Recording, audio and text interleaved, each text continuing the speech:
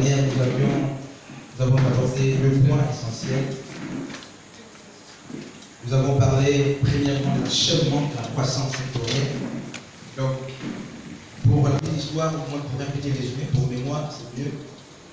Nous avons clairement dit que le fait pour un chrétien d'avoir acquis certaines connaissances, d'être enraciné dans un secteur de la vie chrétienne, ne signifie pas que cet homme ou cette femme est désormais mature.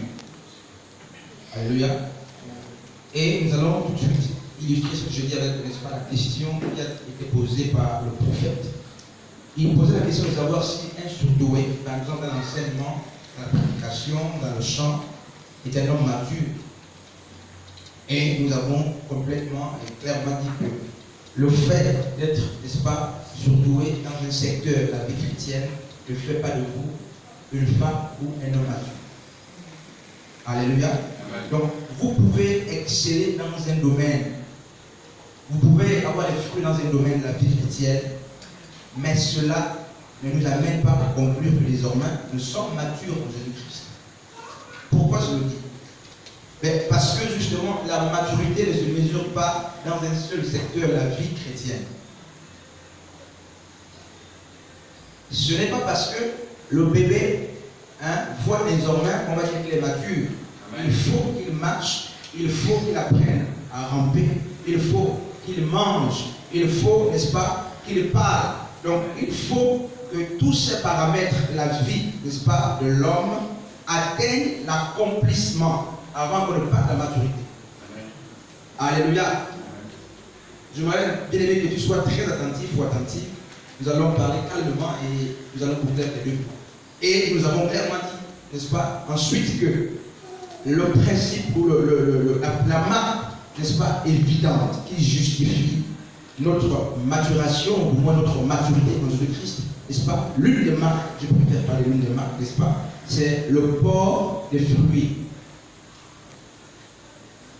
Pourquoi je le dis, frère? Mais parce que justement, nous sommes plantés, selon ce qui est écrit dans Matthieu 13, nous sommes plantés en tant qu'arbre. Et l'objectif ou le souhait de maître, donc c'est celui qui nous a plantés, c'est que nous portions des fruits. Alléluia.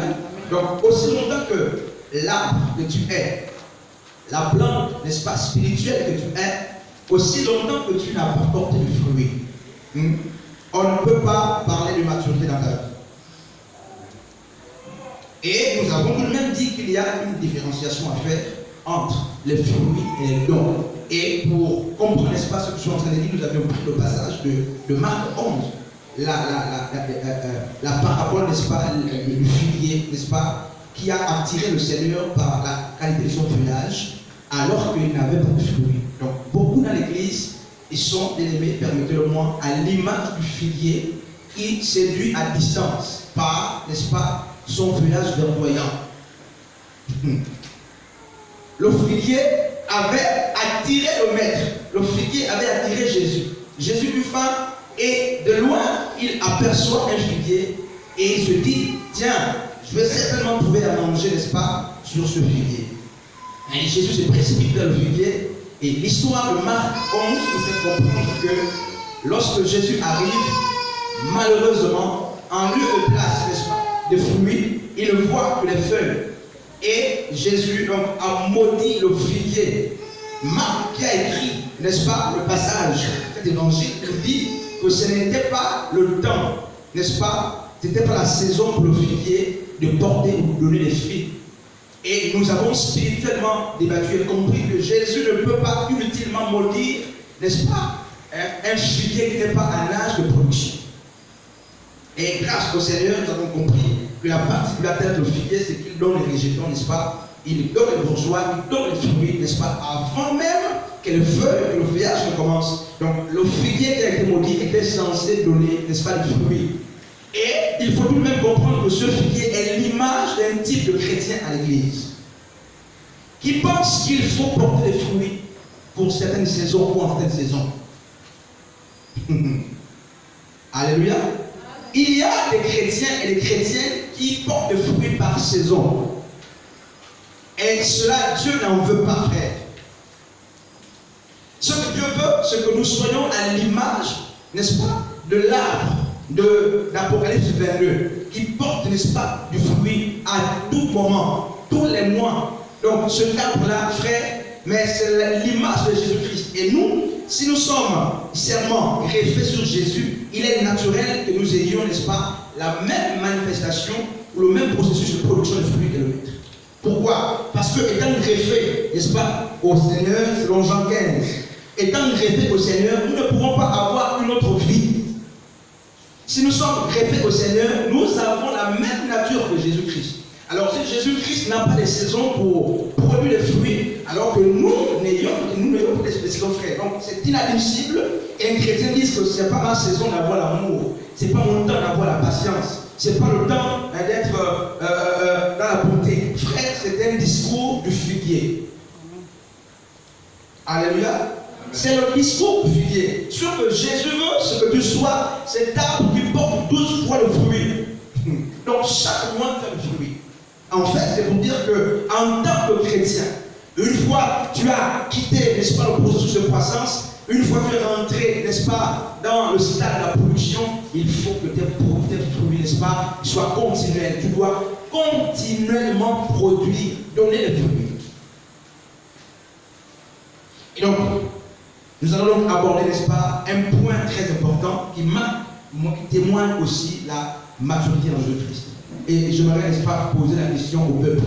Est-ce qu'il y a dans l'assemblée quelqu'un qui est converti?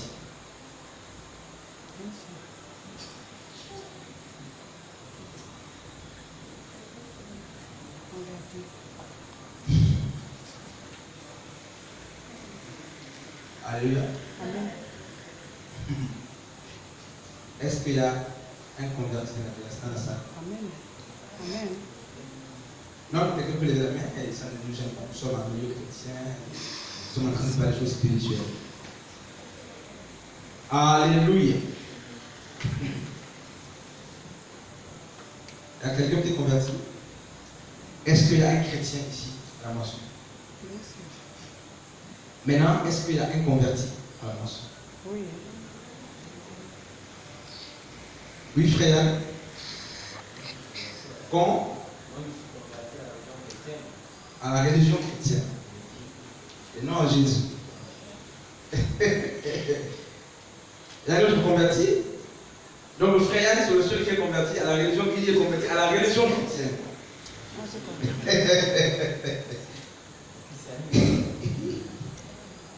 Est-ce qu'on peut être chrétien sans être converti? Est-ce qu'il est possible? C'est ça l'enseignement, frère. Il faut prendre besoin de changer. Est-ce qu'on peut être chrétien sans être converti? Frère.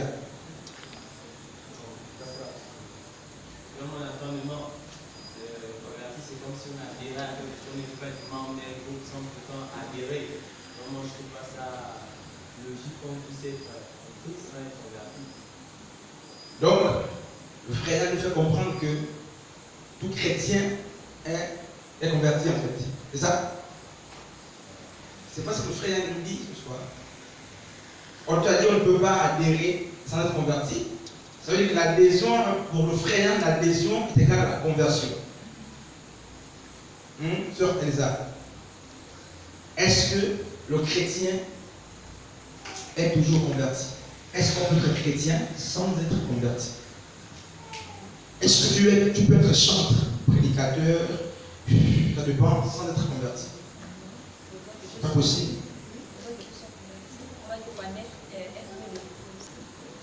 Alléluia. Ça, c'est la sœur Elsa, justement. La sœur Nancy. Est-ce que tu peux être chrétien sans la conversion? En fait,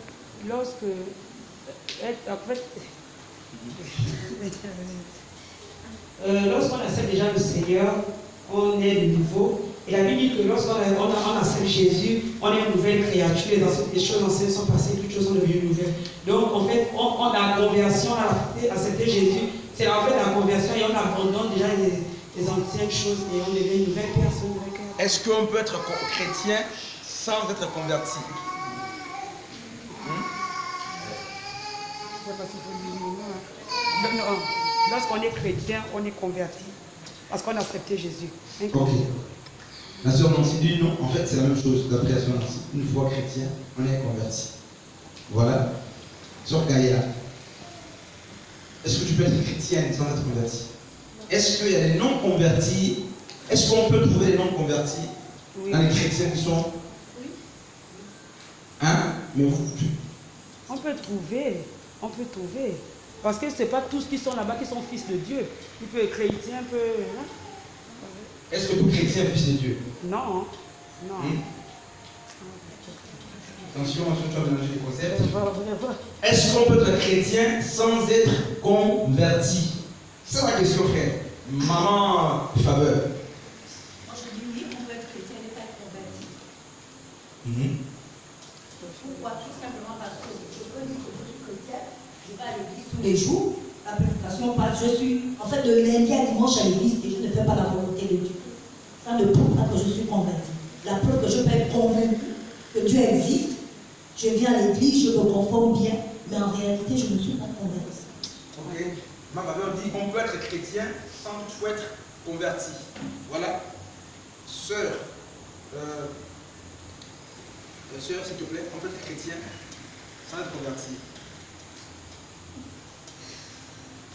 Maman Anne, on peut être chrétien sans être converti. Maman Anne.